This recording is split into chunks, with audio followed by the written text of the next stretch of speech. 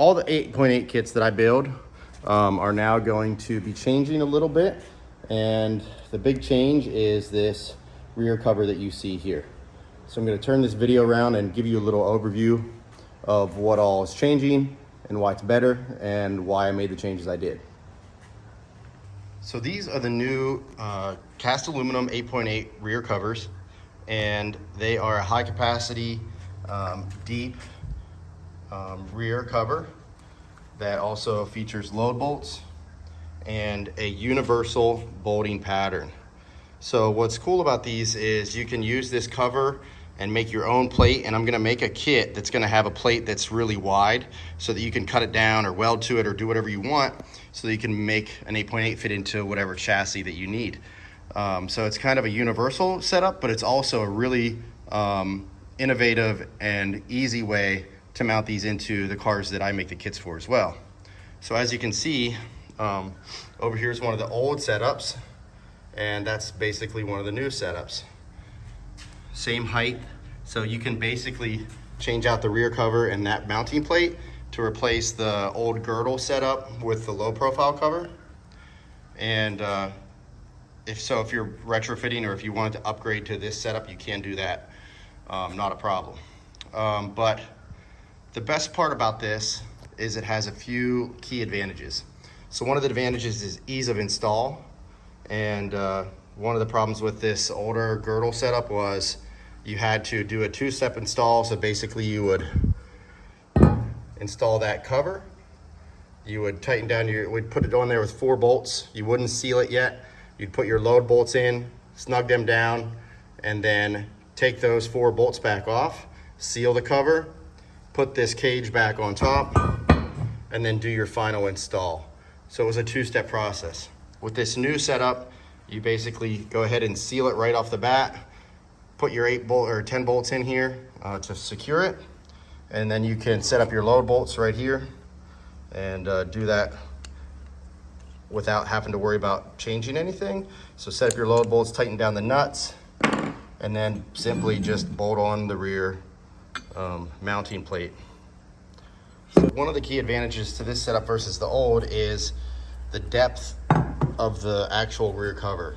So you can see here quite a difference in those 2 covers, and inside where the gear would run, there's a lot more clearance in this pan or in this cover. So if we just compare the 2 like this, you can see that we have gained probably a ½ inch or maybe even a little more of depth in the actual cover itself, and that'll lead to less volatility inside of here. So basically when you would install a 410 gear in one of these diffs, that gear would stick out so far because it's such a large gear that it would actually kind of contact right in here where the gear would run. And what that does is leaves no room for that oil to kind of work its way up around, because that gear is spinning at, you know, whatever, 8,000 RPMs when you're at high speed. And it's slinging that oil around, splashing. And that's one of the reasons that we use the catch cans on these setups. So I'm hoping that with this additional depth and less volatility inside of there, that you're not gonna have all that splash out. So on these setups, there's gonna be a breather right here in the actual cover itself. So there'll be a breather right here, out of the way of all the splash, because the splash will be mainly over here, but it'll be right in this area here. And I'm hoping that with this setup, we don't need to run catch cans anymore. I'm not 100% sure. We're gonna be testing that here soon, but my theory is that we're not gonna need them. So one of the other things that's nice about this setup is it's a lot easier to maintain. So you'll see that with this old setup here, it was very hard to get to that fill hole and that drain. So anytime you needed to service the diff, that was a problem. New cover,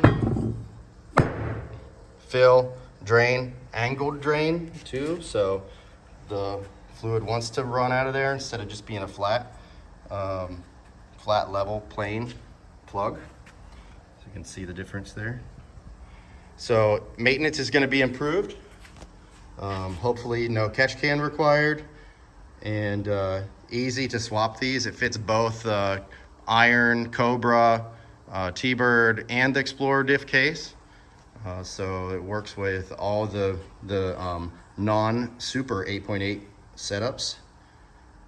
And the other advantage to that deeper pan is you get a little more fluid capacity, which will lead to better cooling of the gear because it's going to have more fluid in there to keep the gears cool and keep that pinion bearing right here. You want to keep that pinion bearing covered in oil at all times. So that's one of the things that's very important. So the more oil, the better. And that pan is gonna, or that rear cover is gonna help with that as well. So I'm gonna go ahead and install this Explorer diff since I already have it set up. I'm gonna install that in the Supra subframe here that I have, the aftermarket one, just to show you that it fits just fine, no issues. And then I'm gonna install it in a stock subframe here as well, just to show you that it fits in both setups without an issue. All right, so here you can see the Explorer setup installed in the Mark IV Supra subframe. And I didn't tighten everything down, but everything fits in there nice and easy. Everything is bolted to where it should be. And this subframe has PHR solid rear bushings in it, but they basically are direct replacements for the factory rubber ones. But you can see here, everything fits as it should. Looks nice and clean. Here you can see the Explorer diff setup installed into the Ultimate IRS rear subframe. You can see I used Grannas Racing poly bushings here that I sell and the Grannas Racing isolator bushings for the bottom. So this diff is fully set up, 410 gear, ready to go. And as you can see, everything fits real nice. And this gives you a little better picture of the diff in the car. So just imagine looking up at this from underneath the car, basically like this. You're looking up underneath, and that's how it would look. And then the stock subframe is a little bit heavier, a little bit less clean, a little bit less strong, but it does look really good in this Ultimate IRS subframe, doesn't it?